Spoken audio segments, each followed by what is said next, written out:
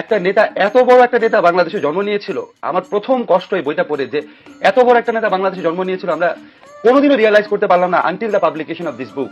আমি রাজনীতির বই কম পড়ি নাই, বঙ্গবন্ধু নিয়ে যারা লিখেছেন তাদের যে কোনো বইয়ের চেয়ে বঙ্গবন্ধুর নিজের আত্মজীবনী অনেক অনেক বেশি অসাধারণ ইন টার্মস অফ এভরিথিং। সাহিত্য মূল্য বলেন, ইম্পার্শিয়ালিটি বলেন, অবজেক্টিভিটি বলেন, স্টোরি টেলিং ক্যাপাসিটি বলেন। স্যার, আপনি একটু বাইরে গিয়ে আবার ঢুকেন, আমরা আপনাকে দাঁড়ায় সম্মান করি। এবং আমি আপনাকে কি বলবো, আমি এই বইটা পড়ে আমার কয়েকবার মনে হচ্ছে আমি একটা আর্টিকেল লিখি যে শেখ হাসিনাকে ধন্যবাদ, যিনি এই বইটা আমাদের সামনে হাজির করে দিয়েছে। কিন্তু এই যে একটা কাজ উনি আমাদের করে দিয়ে গেছেন, এবং এই বইটা আমি পুঙ্খানুপুঙ্খভাবে চেষ্টা করেছি বোঝার জন্য এখানে কোনো কিছু ডিস্টর্ট করা হয়েছে নাকি, এখানে কোনো কিছু ডিস্টর্টও করা হয় নাই। কেন করা হয়নি আপনাকে বলি। এখানে বঙ্গবন্ধুর বিরুদ্ধে যারা রাজনীতি করেছেন, আমি যে বঙ্গবন্ধুর হত্যাকারী যিনি ছিলেন খন্দকার মুশতাক, তার সম্পর্কে ভালো কথা আছে, টাচ করা হয়নি কোনো কিছু। এবং যেভাবে উনি বর্ণনা দিয়েছেন, এটা একমাত্র নিজের ঘটনা নিজে ছাড়া লিখলে অন্য কারো পক্ষে এত ডিটেল বর্ণনা দেওয়া সম্ভব না। কেন কেন আমি আমাদের যারা শ্রোতা আছে তাদেরকে বলি, আমি একটা অংশ শুধু বর্ণনা দেই, কতবার কেঁদেছি 4 বার, একটা অংশ শুধু বর্ণনা দেই। আরে উনি যখন 54 ইলেকশন করবেন, ওনার বিপক্ষে মুসলিম লীগের একজন প্রার্থী দাঁড়িয়েছেন ওয়াহিদুজ্জামান। উনি অত্যন্ত বড় লোক, বঙ্গবন্ধুর হাতে কোনো টাকা পয়সা কিচ্ছু নাই, অত্যন্ত দরিদ্র একজন মানুষ ছিলেন। উনি কোনোদিন কোনো চাঁদাবাজি করেননি, কিছু করেননি। উনি যখন ইলেকশন করতে গেছেন, গরিব লোক কুড়ে ঘর থেকে বেরিয়ে এসে ওনাকে টাকা পয়সা দিত।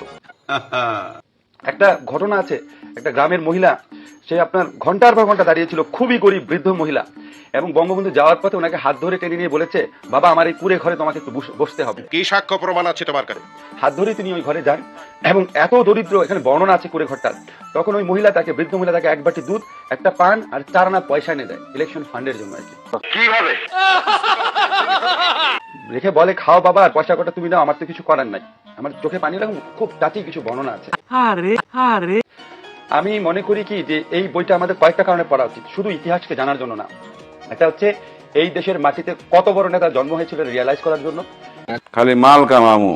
যাই হোক, সেকেন্ড হচ্ছে বঙ্গবন্ধুকে এই অনুসন্ধান আমার থাকবে, আমি আজকে শ্রোতাদের কাছে কমিট করে গেলাম যে এত বড় একটা গণতান্ত্রিক নেতা, বলেন কি, এত বড় একটা স্যাক্রিফাইসিং নেতা, এত বড় একজন মানে ভালোবাসাপূর্ণ মানুষ, বলিস কি? বলো, সত্য কথা বল। কি করেছিলাম আমরা ওনার সাথে। আমরা মানে ওই সময়ের আওয়ামী লীগের লোকজন, ওই সময় জাসদের লোকজন, ওই সময় স্বাধীনতা বিরোধীরা মিলে দেশে কি পরিস্থিতি সৃষ্টি করেছিল, এবং ওই সময় আন্তর্জাতিক ষড়যন্ত্র। এত বড় একটা গণতান্ত্রিক নেতাকে, ইহা সত্য, ইহা সত্য, ইহা সত্য। উনি গণতন্ত্রের জন্য এক নাগারে 26 মাস জেলে ছিলেন। উনার শিশুপুত্র শেখ কামালের বয়স ছিল কয়েকদিন, শেখ হাসিনার বয়স ছিল কয়েক বছর। আমিও তো বাবা হয়েছি, আমি আজকে ফিল করি এরকম বয়সী সন্তানকে রেখে উনি বছরের পর বছর জেলে থেকেছেন। না না, কাজটা ঠিক হয়। এত বড় একটা মানুষ কেন বাকশাল করেছিলেন, কি আমরা তৈরি করেছিলাম সেটা আমার জানতে হবে। সেই অনুসন্ধানটা, সেই গবেষণা করার প্রয়োজনটা এখানে আছে।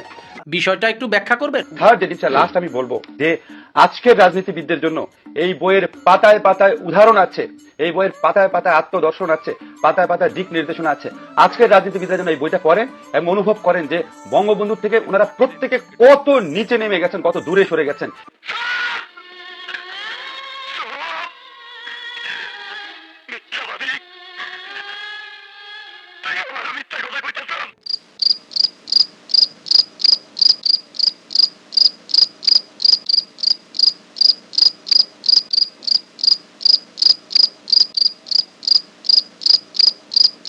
লাইট অফ কর।